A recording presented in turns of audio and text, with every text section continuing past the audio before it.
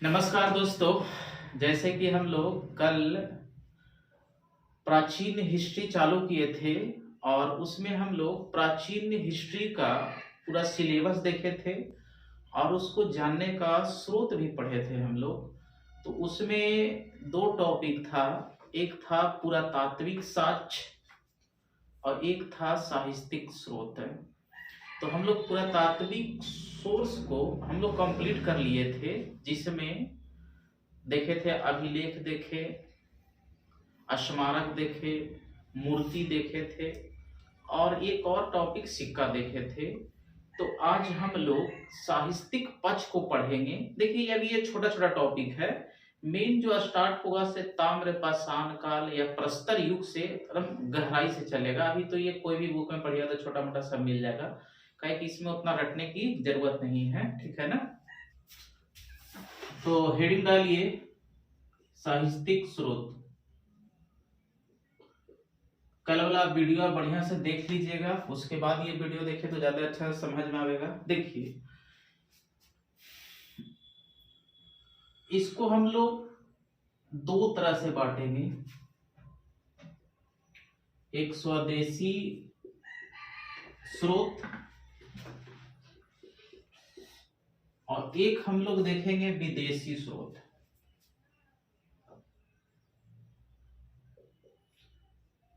देखिए कुछ विदेश के आदमी भी प्राचीन काल में यहाँ पर राजदूत के रूप में, यात्रा के पर्पज से, पर्यटन के रूप में यहाँ पर आते गए और भारत के बारे में कुछ ना कुछ बढ़ाई लिखाई मतलब लिखे उखे हैं। तो सब आ जाएगा विदेशी स्रोत में। और स्वदेशी स्रोत में जो यहाँ के इतिहासकारों द्वारा जो लिखा गया है वो सब स्वदेशी में आएगा। देखिए विदेशी स्रोत में हम लोग तीन चीज को पढ़ना है, सब पर आज बात करेंगे।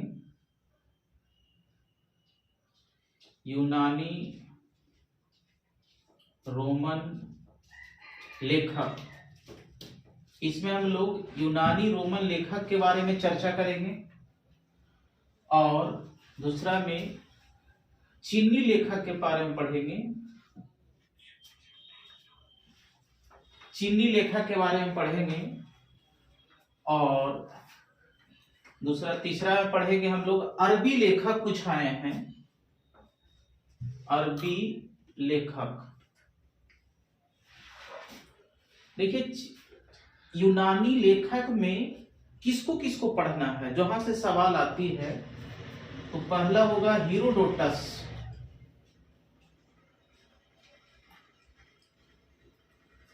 टीसीएस, टीसीएस आप लोग साथ साथ लिखते भी चलिएगा, टॉलमी, पलीनी और देखिएगा आप मेगास्थनीज,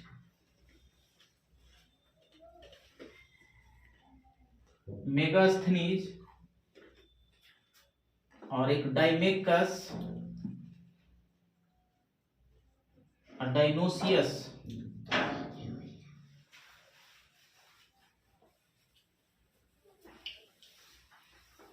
डाइनोसियस। तो इतना हम लोग यूनानी लेखक के बारे में, सबके बारे में दो दो लाइन तीन तीन लाइन जितना इंपॉर्टेंट होगा उसके बारे में हम लोग पढ़ेंगे। देखिए चीनी लेखक में दो बड़ी फेमस है, एक फाहियान, नाम सुना सुना लग रहा होगा आप लोग को, और एक है हेवेनशान। और वैसे और भी है, इत्तीसन है। तो ये तीन बारे में इसको में पढ़ना है। अरबी लेखक में हम लोग को आपको पढ़ना है अल मसूदी, मसूदी। अगर नहीं दिखाई दे रहा हुआ तो आप लोग सुन के भी लिख सकते हैं, अल मसूदी, सुलेमान, अल बरूनी, अल बरूनी और एक और है इब्न बतूता, इब्न बतूता। तो कभी कभी अगर ये सवाल ऐसे भी पूछ दे कि इनमें से कौन अरबी लेखक है, यूनानी लेखक है, चीनी लेखक है, तो देखिए अरबी लेखक मतलब यहाँ पर मुस्लिम का नाम आएगा, तो आप पकड़ लीजिएगा। अब बताइए ना, अल मसूदी क्या हिंदू का नाम होगा, अंग्रेज का नाम होगा? नहीं होगा। सुलेमान, अल बरूनी, इबन बतूता। और चीनी लेखक में आप तो जान ही रहे हैं कैसा नाम रहता है कि मत कहो, फाहियान, इधर हो गया हेवेन सांग, इती सांग, चौंग चुंग, लगता है ऐसा गंदा भी लगता है। अगर दो याद रहेगा तो ये सब तो अपने आप देख लीजिएगा, ये सब रोमन ये सब नाम है, हीरोडोटस, टेसियस, टॉलमी, प्लिनी और मेगास्थनीज, डाइमेकस, डायनोसियस। अब देखिए हम लोग स्वदेशी स्रोत में देखेंगे, ये सब पर चर्चा करना है थोड़ा थोड़ा, उतना डिटेल में नहीं, जहां तक प्रश्न पूछता है मेंस लेवल तक वहीं पढ़ना है, उसके बाद पूरा डिटेल में चलेगा। देखिए स्वदेशी स्रोत में आपको 3 भाग में इसको बांटे हैं। एक होता है ब्राह्मण स्रोत, और एक है ब्रह्मोत्तर स्रोत,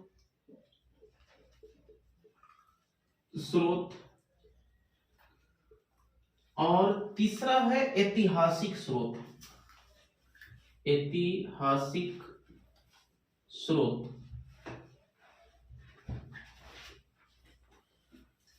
देखिए ब्राह्मण स्रोत में हम लोग को वेद, पुराण, उपनिषद जो भी होता है इसमें ये स्टडी करेंगे हम लोग। तो अभी देखिए इसमें हम लोग देखेंगे वेद,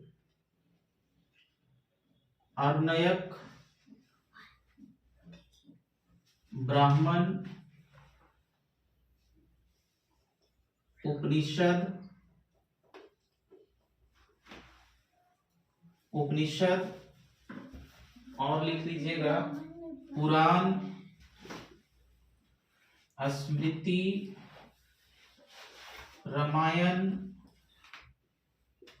महाभारत।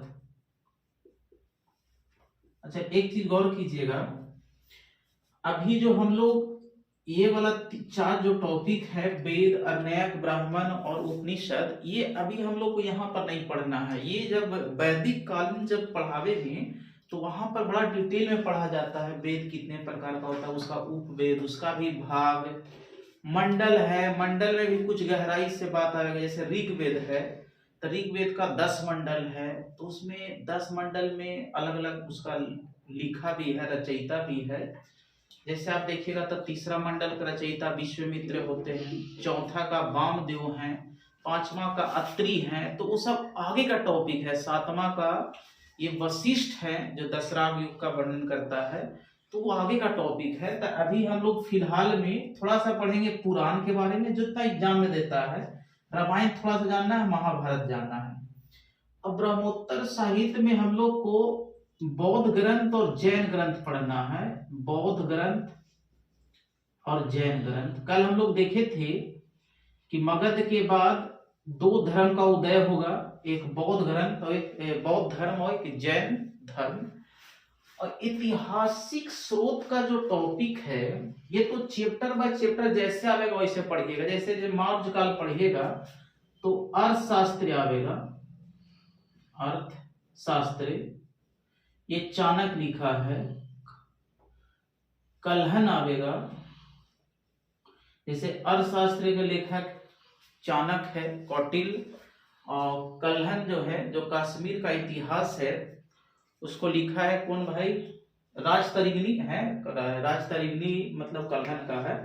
राजतरिगनी जो है, यहाँ पर राजतरिगनी कर लीजिए, राजतरिगनी, ये कलहन द्वारा लिखा गया है कश्मीर का इतिहास। तो जैसे जैसे आप मान लीजिए अर्थशास्त्र का जिक्र कीजिएगा जो चाणक्य द्वारा लिखा गया है, तो यहाँ पर तो उतना डिटेल में नहीं पढ़ेंगे। जब मौर्य काल शुरू होगा तो वहां पर डिटेल में पढ़ा जाता है कि इसका अधिकरण जो है 15 होता है, इसका भी उपभाग है 180 है, मौर्यकालीन इतिहास का वर्णन मिलता है, और इसका संकलन करता जो था से तिलक भाट था। तो उस समय वहां पर पढ़ेंगे, वहां पर कई तरह के कर बताया गया है, प्रशासन कैसे चलता है, पूरे प्रशासनिक चीज इसमें बताई गई है कि एक राज्य को किस तरह से प्रशासन चलाना चाहिए तो वहां पर चलेंगे। तो ये पूरा हो गया साहित्यिक स्रोत में। तो आपको अभी जो पढ़ना है यहां से ये पढ़ेंगे और ये पढ़ेंगे, ये पढ़ेंगे, थोड़ा थोड़ा इसको भी चर्चा कर लेंगे और बाकी ये सब पढ़ना, ये पढ़ना, ये पढ़ना है। तो आज का टॉपिक यही पूरा रहेगा। तो आप लोग ऐसा कीजिए, हेडिंग डालिए पुराण से। तो आइए हम लोग पुराण पर बात करते हैं। पुराण, देखिए इसमें कुछ फैक्ट है, आपको इसको याद होना चाहिए। इसकी संख्या समझिए पहले। इसकी कुल संख्या जो है से 18 है। अब एक चीज समझिएगा, एक होता है रचयिता और एक होता है संकलन करता। तो यहाँ पर देखिए पुराण का कोई लिखा उखा नहीं है, ये ऐसा ज्ञान था जो सुन सुनकर आगे बढ़ा था। तो कोई व्यक्ति इसको संकलन कर दिया एक किताब में, ठीक है ना। तो इसका संकलन करता पूछे, संकलन करता तो लोमहर्ष को माना जाता है। लोमहर्ष, लोमहर्ष एवं उसके पुत्र उग्रश्रवा को माना जाता है। तो लोमहर्ष और उग्रश्रवा जो है इसका संकलन करता था, ठीक है ना। अब इसमें एक समझिएगा, पुराण की संख्या 18 बताई गई है, तो इसमें 5-6 पुराण जो है से बड़ा इंपॉर्टेंट है। देखिएगा, लिखिएगा सबसे प्राचीन तथा प्रामाणिक पुराण मत्स्य पुराण है। मत्स्य पुराण है, मतलब सबसे अगर प्राचीन आपसे पूछे तो कौन हो जाएगा, मत्स्य पुराण। अब देखिए 18 पुराण में से आपको देखिएगा 5 पुराण ऐसा है, 18 में से 5 पुराण ऐसा है। देखिए कौन कौन, एक हो गया विष्णु पुराण, वायु पुराण, और एक और आप देख लीजिए मत्स्य पुराण, भागवत पुराण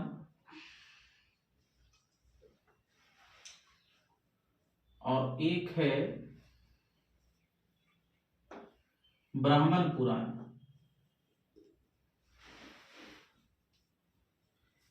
ये पुराण ऐसा है, 5 पुराण, जिसमें किसी राजा के वंश के बारे में जानकारी मिलता है, मतलब उसके बारे में जानकारी मिलता है। तो आप यहाँ पर लिख सकते हैं 5 ऐसा पुराण है जो राजा के वंश की जानकारी देता है, जानकारी देता है। अब इसमें भी सबसे इंपॉर्टेंट है 3 पुराण, एक विष्णु पुराण, वायु पुराण और मत्स्य पुराण। कि भाई वायु पुराण से किस वंश की जानकारी मिलती है, तो इसको हम लोग 2 कॉलम बनाते हैं। इसको लिखिए थोड़ा सा,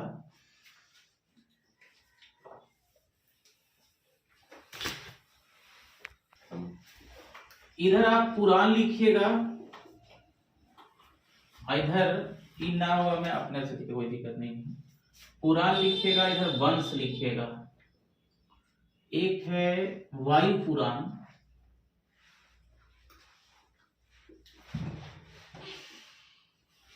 एक है मत्स्य पुराण और एक है विष्णु पुराण। अब देखिए वायु पुराण में बताए ना, ये 5 ऐसा पुराण है जिसमें कोई ना कोई वंश की जानकारी मिलता है। तो 3 उसमें से आपको याद रखना है। वायु पुराण में गुप्त वंश की जानकारी मिलता है, गुप्त वंश। जब आप पढ़ेंगे श्री गुप्त इसका संस्थापक था, फिर घटोत्कच, उसी में आता है समुद्रगुप्त सब। मत्स्य पुराण में आंध्र वंश, आंध्र वंश आगे पढ़ेंगे, सातवाहन वाला।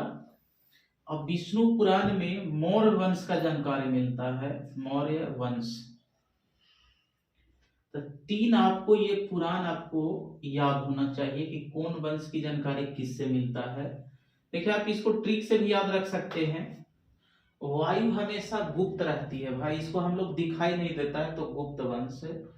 अब विष्णु पुराण में ऐसा समझिएगा मोर लिखा हुआ है, तो विष्णु भगवान को देखे होंगे चित्र उत्र बन रखता है, तो पीछे मोर का भी चित्र रहता है। मत्स्य मतलब मछली, तो मछली अंधी तो नहीं होती है, तो इसमें ऐसा ही याद रखेगा। आंध्र वंश की जानकारी मत्स्य पुराण से मिलती है। चलिए आगे देखते हैं हम लोग।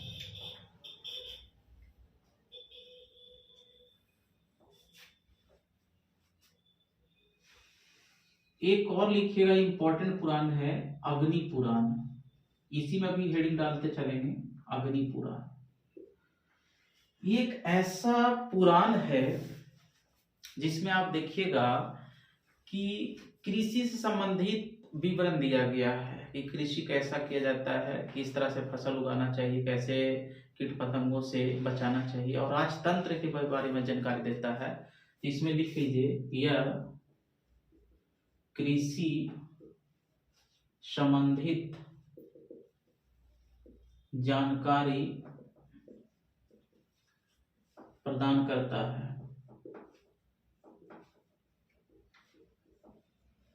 जैसे आप देखिएगा जब हम लोग ऋग्वेद पढ़ेंगे तो चौथा मंडल जो है से पूरा कृषि से समर्पित है, जिसका रचना किया था वामदेव। और उसमें एक चीज और देखिएगा, भारत का प्रथम जो कृषि इंजीनियर माना जाता है से पृथ्वीबैन को माना जाता है, तो उस समय वहां की टॉपिक है। तो कृषि से संबंधित जो पुराण है से कौन है भाई, अग्नि पुराण है। एक चीज इसमें देखिएगा, महिलाओं को लेकर देखिए अभी अत्याचार तो हो ही रहा है, शुरू से पहले से भी अत्याचार हो रहा था, समझिए कि भेदभाव समाज में उनका था। आप एक चीज नोटिस कीजिएगा कि उस समय महिलाओं को, क्षुद्र को, जो क्षुद्र मतलब वो सेवा सत्कार करने वाले नौकर चौकर को पुराण पढ़ने की अनुमति नहीं थी। तो पढ़ा किसको जाता था भाई, तो बड़े बड़े ब्राह्मण लोग थे वो सब पढ़ते थे, केवल ये सब सुन सकते थे। तो एक नोट में लिख सकते हैं कि पुराण को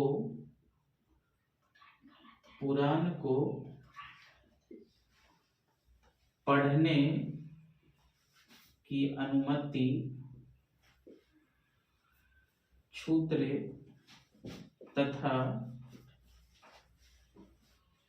तथा महिलाओं को नहीं था, लेकिन सुन सकते थे, मतलब केवल सुन सकते थे लेकिन पढ़ नहीं सकते थे। ये पूरा पुराण का मामला खत्म हुआ, ठीक है ना। इसमें आप लोग कम से कम 3 पुराण जो है आप लोग याद रखिएगा कि वायु पुराण से गुप्त वंश की जानकारी मिलता है, मत्स्य पुराण से आंध्र वंश का जानकारी मिलता है, और मौर्य पुराण से इसका जानकारी मिलता है, किसको बोलेंगे, विष्णु पुराण से मौर्य वंश की जानकारी मिलता है। अब इसके बाद छोटा टॉपिक है रामायण, ज्यादा डिटेल में नहीं जाना है, रामायण के बारे में सब जानते भी हैं, तो 4 पॉइंट लिखना है, उसमें और कुछ नहीं करना है। चलिए रामायण के बारे में चर्चा करते हैं, और रामायण के बारे में जितना आप जानते होंगे उससे ज्यादा कोई जानवे नहीं करता है, काहे कि पूरा सीरियल बाय सीरियल देखे होंगे भाई रामानंद वाला, तो उसमें हम ज्यादा डिटेल में नहीं जाना है। देखिए इसका रचना जो किए थे सब जानते हैं, वाल्मीकि जी किए थे। अच्छा, इसमें मूल श्लोक ऐसा संस्कृत भाषा में लिखी गई है 6000 है।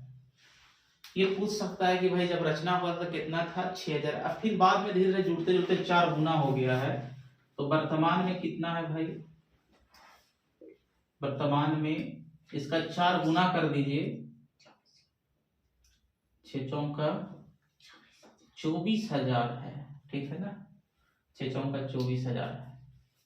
तो ये हो गया रामायण के बारे में। अब इसके बारे में और डिटेल हम लोग जानते हैं, जब मुगल वंश पढ़ेंगे तो एक अनुवाद विभाग बनावेगा ये अकबर, तो उसी समय इसको और डिटेल में पढ़ेंगे कि बंगाली में कौन लिखा है, तेलुगु में कौन रामायण है, ये सब वहीं पर पढ़ा जाता है, तो हर जगह टॉपिक अलग अलग होता है। अब इसके बाद हम लोग देखेंगे महाभारत। महाभारत। देखिए इसका रचयिता जो है वेद व्यास को माना जाता है। ऐसा माना जाता है कि इसकी रचना जो किए थे से वेद व्यास किए थे। और इसका जो लिखने का जो समय था 5वीं सदी ईसा पूर्व के समय था, लेकिन उसे डेट से कोई लेन देन नहीं आपको है। तो रचयिता कौन थे भाई? वेद व्यास थे। अगर इसका कालक्रम लिखिएगा कब रचना हुआ था, तो इसका कालक्रम वही 10वीं से 4वीं सदी ईसा पूर्व। कोई इंपॉर्टेंट होता नहीं है। मूल श्लोक, इसमें मूल कितना श्लोक था भाई? तो 8800 थी। जब इसका श्लोक की संख्या 8800 थी तब इसका नाम जय संहिता था। इसका नाम क्या था भाई? तो जय संहिता। इसका अर्थ क्या होता है भाई? विजय संग्रह ग्रंथ। मतलब मूल नाम देखा जाए जब 8800 श्लोक था तब उस समय इसको जय संहिता बोलते थे, जिसका अर्थ होता है विजय संग्रह ग्रंथ। ऐसे भी देखे होंगे 18 दिन का ये चला था युद्ध, तो इसमें विजय के बारे में तो चर्चा रहेगा भाई। जय विजय, वो जय विजय मत समझिएगा। वर्तमान में श्लोक जो है 1,00,000 प्लस हो गया है। 1,00,000 प्लस मतलब 1,00,000 से ऊपर हो गया है। तब इसको एक नया नाम पड़ गया है सतसहस्त्री संहिता या महाभारत। तो इसका नया नाम जो है, नया नाम सतसहस्त्री संहिता या महाभारत पड़ा। महाभारत। तो ये ऐसे पूछ सकता है किसका नाम है ये जय संहिता, किसका नाम है, तो आप इसमें पढ़ सकते हैं, ठीक है ना। तो ये हो गया क्या भाई? महाभारत। बाकी विशेष इसके बारे में और जब हम पढ़ेंगे तो वहां मुगल काल में पढ़ना है। जब अनुवाद विभाग 1572 में बनेगा तब वहां पर पढ़ना है कि इसका भी अनुवाद हुआ था। तो ये टॉपिक हम लोग ब्रह्मोत्तर साहित्य अब चलते हैं। ब्राह्मण साहित्य जो था ये हम लोग कंप्लीट कर लिए हैं। बाकी जो शेष बचा हुआ है से पढ़ेंगे हम लोग, ये वैदिक काल में पढ़ते हैं। तो अब आइए एक नया सिलेबस स्टार्ट करते हैं, ब्रह्मोत्तर साहित्य। ये भी आपको थोड़ा थोड़ा नॉलेज होना चाहिए, इसको आगे एकदम विस्तृत रूप से पढ़ना है, इसलिए बकाना नहीं है, अभी एकदम बेसिक है, समझिए कि अब हम लोग हेडिंग डालिए ब्रह्मोत्तर साहित्य। इसमें अभी हम लोग देखें कि 2 ग्रंथ पढ़ना है, एक बौद्ध ग्रंथ और एक है जैन ग्रंथ।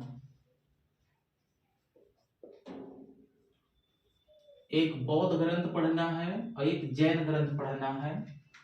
ऐसे जब हम लोग बुद्ध भगवान के बारे में पढ़ेंगे तो बड़ी लंबी कहानी इसकी है ना, 2, 4, 5 क्लास में पूरा खत्म होता है।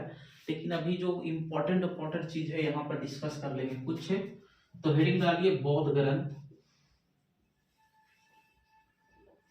देखिए सबसे पहले ये देगा कि जो बौद्ध ग्रंथ की रचना हुआ है से किस भाषा में हुआ है।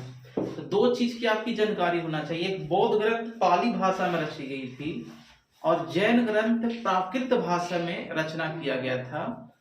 तो इसकी भाषा जो थी ये पाली थी, और पाली वही भाषा है जो मगध में बोली जाती है, जो हम लोग मगध क्षेत्र मानते हैं, मगध में बोली जाती थी। मगध कहे तो दक्षिणी बिहार,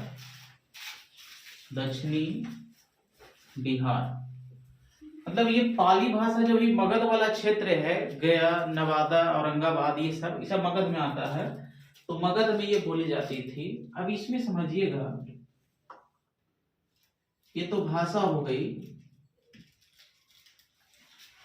अब समझिए, एक है, एक बड़ा ही अच्छा यहाँ पर एक ग्रंथ आवेगा जातक। जातक एक बौद्ध ग्रंथ है जिसमें बुद्ध भगवान का पूर्व जन्म की कहानी बताया गया है। ऐसा माना जाता है कि बुद्ध भगवान जन्म लेने से पहले 520 बार पहले भी जन्मे थे, और कई बार वो पशुओं के रूप में भी जन्म लिए थे। समझ रहे हैं? तो इसको थोड़ा सा लिख लीजिएगा, जातक एक बौद्ध ग्रंथ, जातक। तो जातक में क्या है भाई? बुद्ध की पूर्व जन्म की कहानी है। बड़ा अच्छा है अगर पूछे ऐसा प्रश्न कि जातक क्या है भाई, तो बुद्ध भगवान की पूर्व जन्म की कहानी है, जहां पर बताया गया है कि 520 बार जन्म लिए थे और कई बार पशुओं के रूप में भी जन्म लिए हैं। जातक में चर्चा मिलता है कि बुद्ध 520 बार जन्म लिए एवं कई बार पशु के रूप में भी जन्म लिए। थोड़ा सा लिख लीजिए इसको, जन्म लिए। कई बार वो पशुओं के रूप में भी जन्म लेते हैं, कई बार पशुओं के रूप में भी जन्म लेते हैं। अब सुनिएगा, इसमें एक बड़ा फेमस है, ये आपको याद होना चाहिए, और ये कि बौद्ध ग्रंथ जो रचना हुई थी से किस भाषा में थी? तो पाली भाषा में। और बौद्ध ग्रंथ में एक जातक जो है से क्या है? तो ये है। अब देखिए आगे पढ़िएगा तो बौद्ध धर्म कई टुकड़ों में बढ़ जाता है, एक हीनयान, महायान, वज्रयान, अलग अलग शाखा में टूट जाता है। तो प्रत्येक का अलग अलग ग्रंथ भी होगा।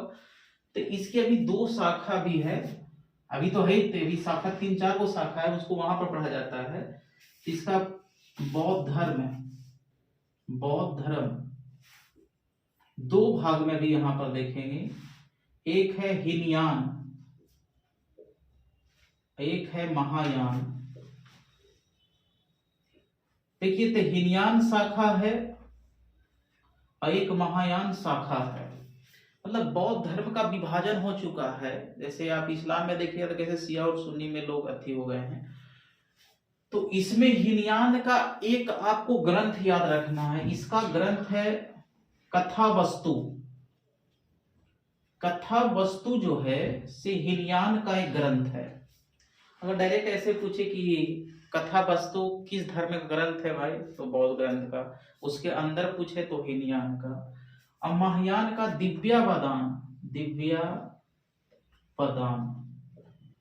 दिव्यावदान जो है से महायान का है। एक और है ललित विस्तर।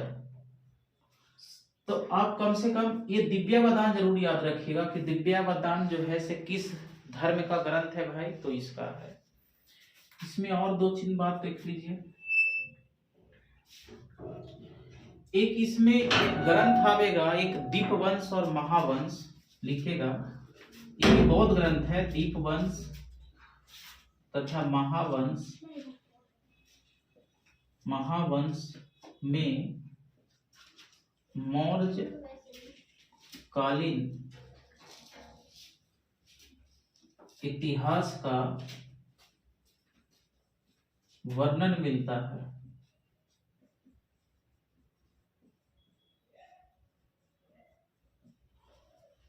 ये मौर्यकालीन इतिहास का वर्णन हम लोग 2 चीजें मिलता है, एक दीपवंश और एक महावंश। अभी फिलहाल के लिए कम से कम बौद्ध धर्म में आप इतना याद रखिए। एक और है, उसको भी लिख देते हैं, वो भी का है छोटे।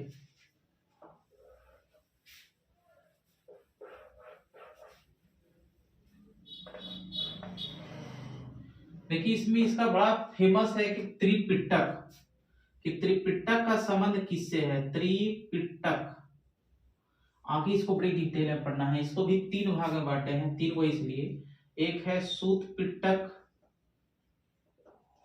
एक है विनय पिटक, विनय पिटक,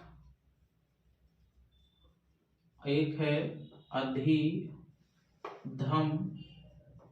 पिटक। अब देखिए इसका अलग अलग इसमें भी वर्णन मिलता है, आगे पढ़ेंगे सूत पिटक की रचना कैसे हुआ, कौन बौद्ध संस्कृति में टूट गया, वो सब आगे का टॉपिक है। अभी इतना याद रखिए त्रिपिटक का संबंध किससे है, तो बौद्ध धर्म से है। सूत पिटक, विनय पिटक, अधिधम इसी का भाग है। तो इसमें बुद्ध का विचार का वर्णन, बुद्ध का विचार का वर्णन, मतलब बुद्ध भगवान का जो भी विचार था सूत पिटक में संकलित है। और इसमें है बौद्ध धर्म का नियम कानून, नियम कानून। क्या बौद्ध संघ में प्रवेश करना चाहते हैं तो उसमें क्या नियम होना चाहिए, वो आगे का टॉपिक है, अभी ऐसे ही लिख लीजिए। और एक और है इसमें अधिधम पिटक में दार्शनिकवाद, दार्शनिक विचार कि जीवन कैसे जिया जाता है, इसके बारे में अधिधम पिटक में बताया गया है।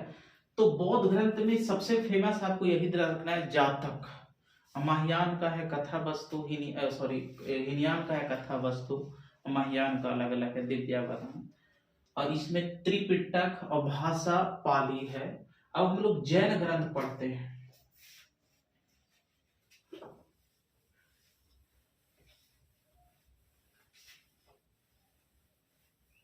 थोड़ा सा और बचा हुआ है।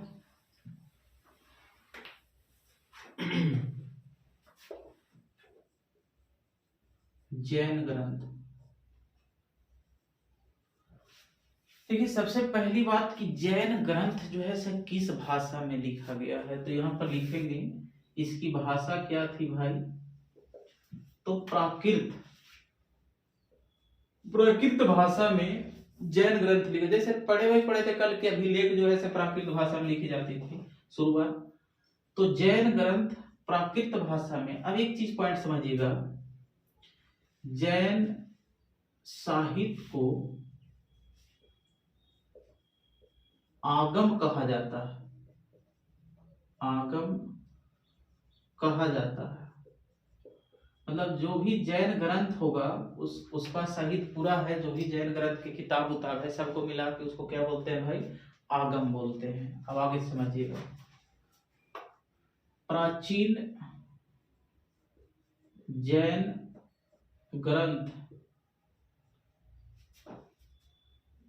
कल्प सूत्र से जैनों का इतिहास पता चलता है। इसकी रचना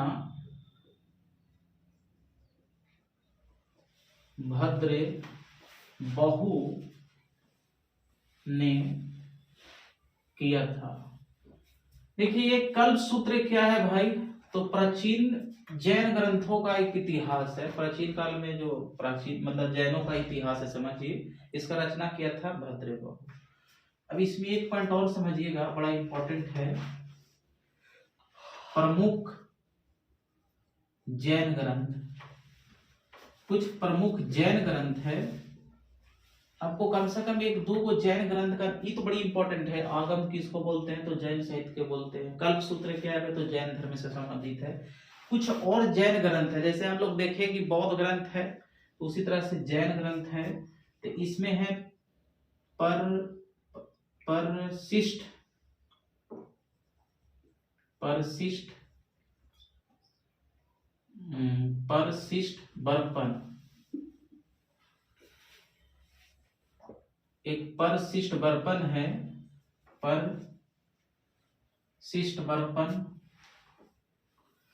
और आप देखिएगा आचरण सूत्र, आचरण सूत्र,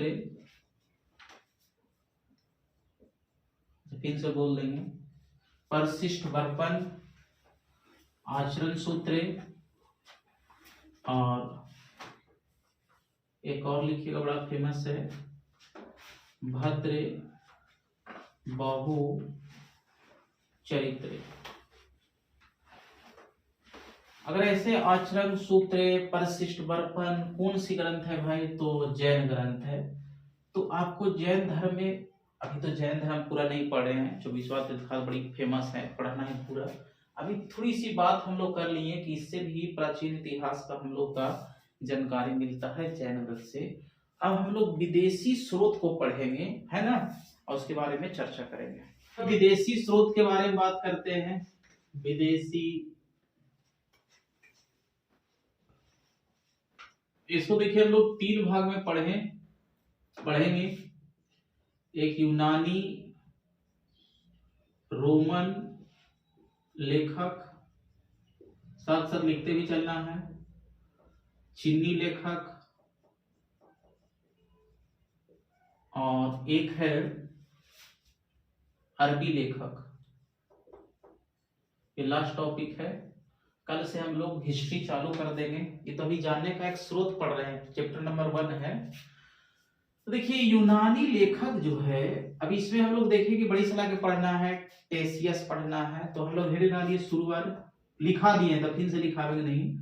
टेसियस,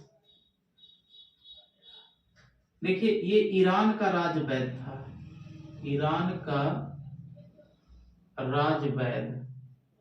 ऐसा माना जाता है कि इधी भारत आया और भारत के बारे में जिक्र किया था, लेकिन ये समझिए कि एक अफवाह है, लोग कहता है, पूरा प्रमाणित नहीं हुआ है।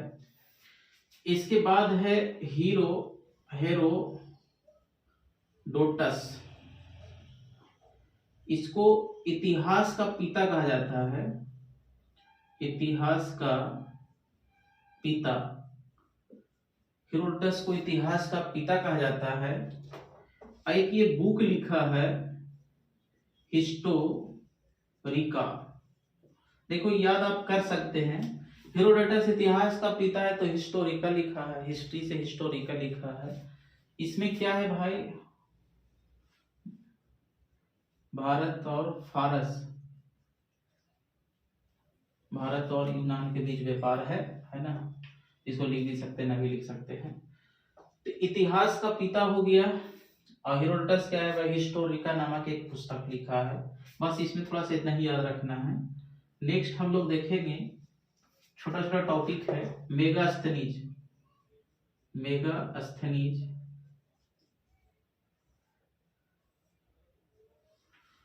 ये सेल्यूकट लिखेंगे,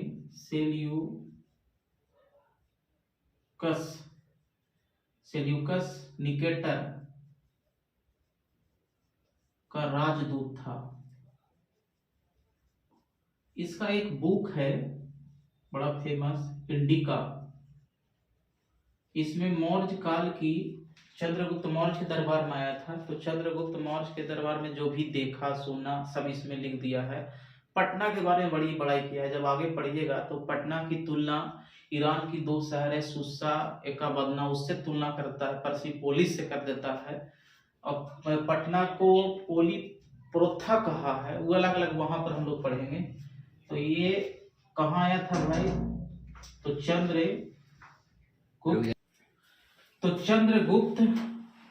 चंद्रगुप्त मौर्य के दरबार में था। तो आपको अभी इतना ही आपको पढ़ना है, ठीक है ना। ये मौर्य काल की पूरी जानकारी देता है। आगे हम लोग मेगास्थनीज के बारे में खूब पढ़ेंगे, बताए ना, पटना के पूरा चर्चा करता है। अब इसके बाद जो है, ये आप देखिएगा, प्लिनी, एक किताब लिखा है ये प्लिनी का, नेचुरल हिस्ट्री।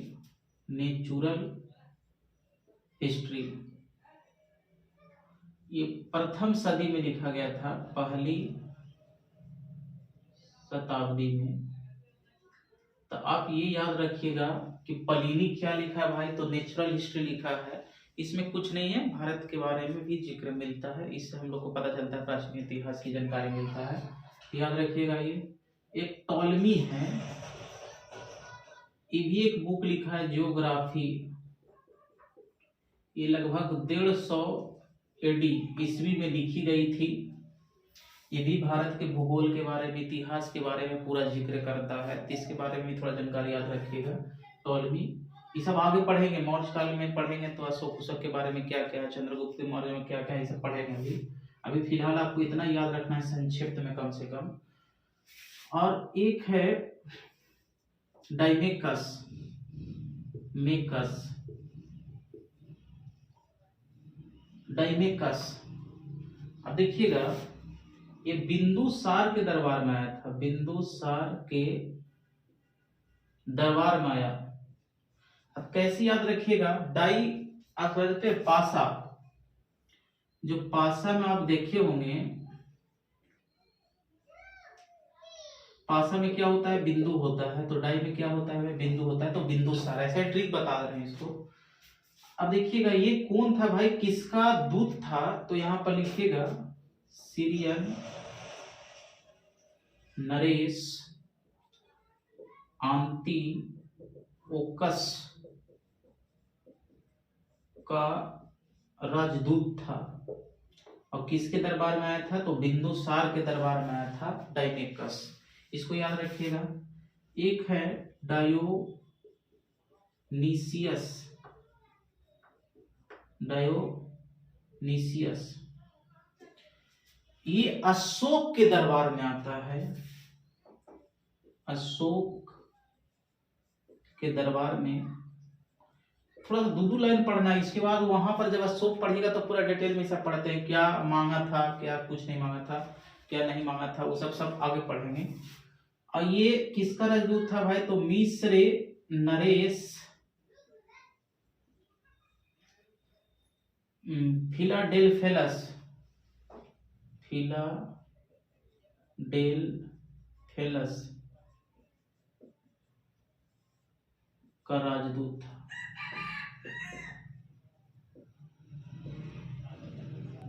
तो आपको इतना जानकारी आपको याद रखना है, थोड़ा थोड़ा कम से कम, है ना, कि डाइमेकस बिंदुसार के दरबार में आया था, यहाँ आया था। एक और छूटा हुआ है, उसको भी लिख लीजिए, बड़ा अच्छा है। एक इंपॉर्टेंट चीज बता रहे हैं, इसको नोट में लिखिएगा, ये प्रश्न पूछ दिया है दरोगा वाला में, बीपीएससी मेंस में पूछा है कि पेरिप्लस ऑफ द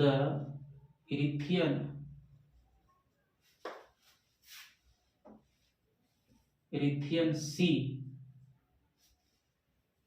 का लेखक अज्ञात है। मतलब ये पूछा हुआ है कि पेरिप्लस ऑफ द इरिथियन सी के लेखक कौन है, तो इसका कोई लेखक के बारे में अभी चर्चा नहीं मिलता है, तो अज्ञात है। इसमें जानकारी क्या मिलता है भाई, जानकारी भारत और रोम के साथ व्यापारिक बारे में जानकारी मिलता है ना, तो यहाँ पर लिख सकते हैं। इसमें आप देखिएगा, फारस की खाड़ी, लाल सागर तथा हिंद महासागर में होने वाले व्यापार की जानकारी है। लिखा कब गया था भाई, तो ये भी काल को लेकर उतना थी नहीं है, तो माना जाता है कि 80 एडी से 150 के बीच लिखा गया था। अब इसका लेखक कौन है कोई पता नहीं है, तो आप याद रखिएगा, द पेरिप्लस ऑफ द इरिथियन सी के लेखक कौन है भाई, तो अज्ञात है, इसमें कोई नहीं मानिएगा, ठीक है। अब हम लोग चर्चा करते हैं थोड़ा सा अरबी लेखक और चीनी लेखक, और उसके बाद ये टॉपिक को समाप्त करेंगे और कल से हम लोग स्टार्ट करेंगे। तो आइए हम लोग चीनी लेखक, 10 मिनट का टॉपिक है ये, 10 या 5 मिनट। चीनी लेखक, तो 2 चीनी लेखक में आपको याद रखना है, एक बड़ा इंपॉर्टेंट है फाहियान,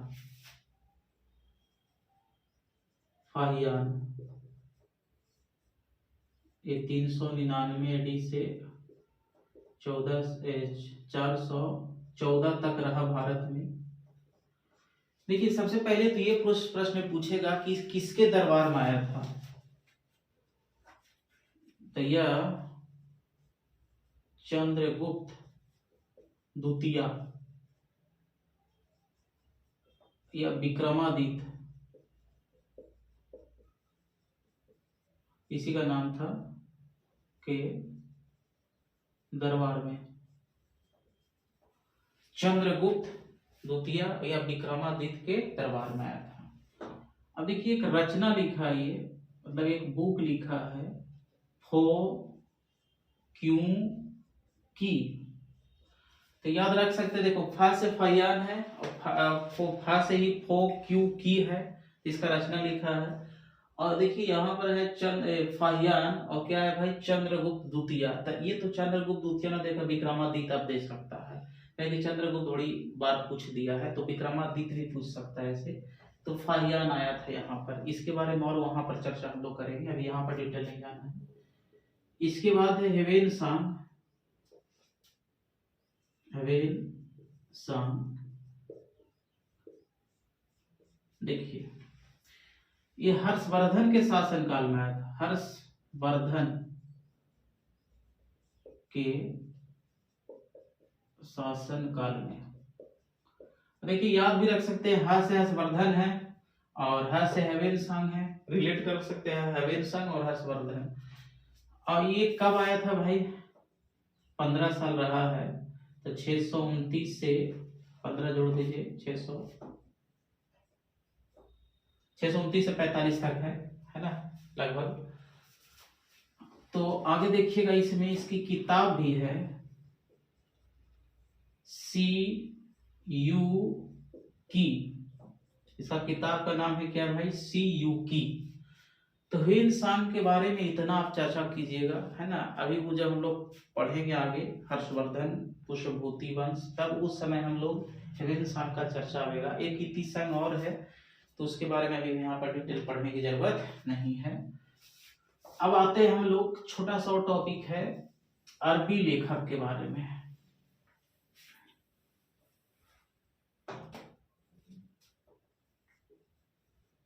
अरबी लेखक,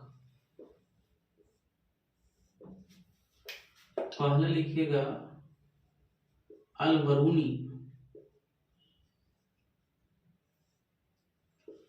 अब जानते हैं, जब यहाँ पर महमूद गजनी पढ़ेंगे हम लोग, मोहम्मद गजनी या महमूद गजनी जब पढ़ेंगे, तो अल बरूनी के बारे में वहाँ पर बहुत डिटेल में पढ़ना है। किताब हिंद लिखा, जो भारत का खोज लिखा है, यहाँ के पूरी सभ्यता संस्कृति के बारे में, महिलाओं की दशा क्या था, इस सब के बारे में चर्चा करता है। तो वहाँ का है कम से कम 1 घंटा इस पर चलेगा बात।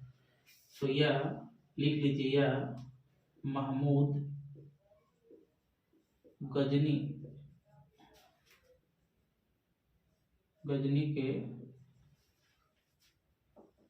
के समय आया था।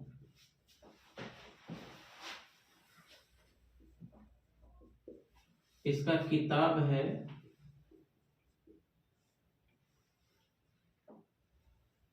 किताब उल हिंद, या इसको बोलते हैं भारत की खोज। इसके बारे में आगे पढ़ना है, अल बरूनी के बारे में बहुत आगे डिटेल में पढ़ना है, कम से कम आधा घंटा इसका क्लास चलेगा। तभी इस पर यहाँ पर चर्चा नहीं पूरा करना है, अपना अपना टाइम आवेगा इसका।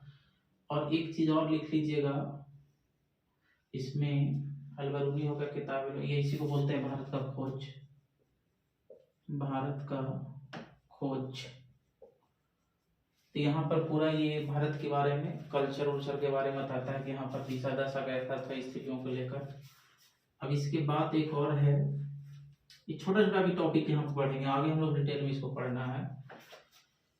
एक लिखिएगा इब्न बतूता,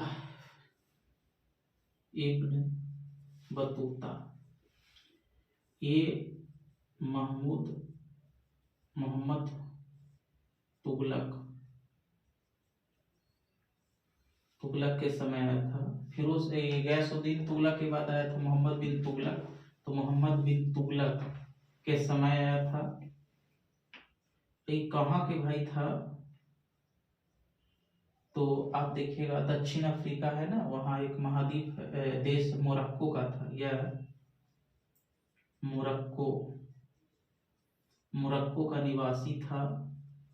ये वहां पर पूरा डिटेल में पढ़ना है कि इसको काजी के पद पर बना दिया जाता है, फिर राजदूत बना के चाइना भेज दिया जाता है। इसका भी एक बुक आप याद रखिएगा, रहेला, रहेला इसका एक किताब है ना। एक लास्ट और बचा हुआ है, उसको भी लिखे लीजिए।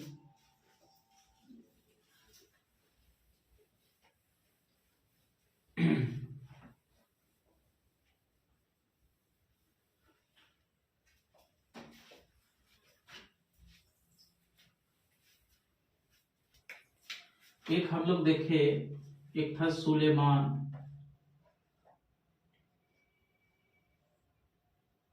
एक सुलेमान है, और एक था क्या, अल मसूदी। ये दो लेखक थे। तो इसके बारे में उतना डिटेल में नहीं पढ़ना है आपको। कुल मिलाकर आपको कम से कम ये थोड़ा थोड़ा रहेला किसका किताब है वो, और एक देखे अलबरूनी का, वो किसके दरबार में आया था, किसके समय आया था। तो ये सब थोड़ा थोड़ा याद रखना है। बाकी हम लोग कल से स्टार्ट करेंगे, तो विस्तृत रूप से हम लोग पढ़ेंगे। ये सब आगे का थोड़ा थोड़ा टॉपिक आते रहेगा, पूरा पढ़ते रहिएगा, ठीक है ना। तो कल से हम लोग प्रस्तर युग चालू करेंगे, जिसमें मानव का विकास कैसे हुआ है, वहां से पूरा डिटेल में पढ़ना है। तो आज हम लोग पूरा 2 क्लास में देखे कि प्राचीन इतिहास को जानने का स्रोत क्या है, और संक्षिप्त में जाने, और इतना ही आपको ये पढ़ना है।